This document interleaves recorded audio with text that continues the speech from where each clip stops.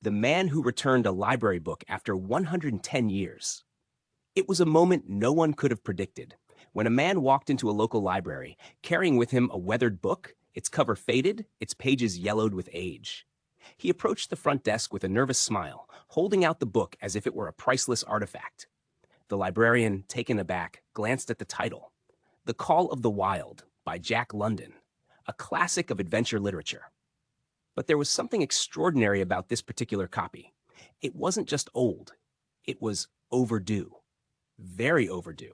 As it turned out, this book had been checked out from the same library more than a century ago. The borrower? His grandfather. The year was 1910, and somehow, amidst the bustling life of the early 20th century, the book had slipped through the cracks. His grandfather, likely busy with work, family, and the rise of the modern world, had forgotten to return it.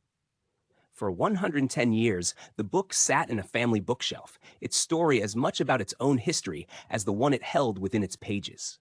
When the man, now an adult, discovered it in the attic, he couldn't believe what he had found. Dusting off the cover, he turned it over and saw the overdue stamp, due back by 1910. A deep sense of responsibility stirred within him, and he knew he had to make things right. Without hesitation, he brought the book back to the library, explaining the incredible family story behind it. The staff was in awe, and the news quickly spread.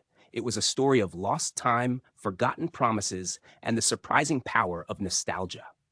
The library, overwhelmed by the gesture, forgave the century-old fine, though they did issue a small, symbolic fee for the laughable late return.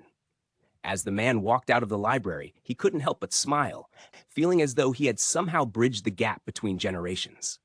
His grandfather's forgotten loan had now been returned, and in doing so, he had honored a piece of history, both personal and collective.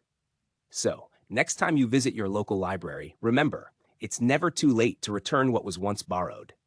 And if you find yourself with an overdue book, you might just be able to make a story out of it, one that's even older than you think. If you enjoyed this story, don't forget to help the channel grow by liking, sharing, and subscribing.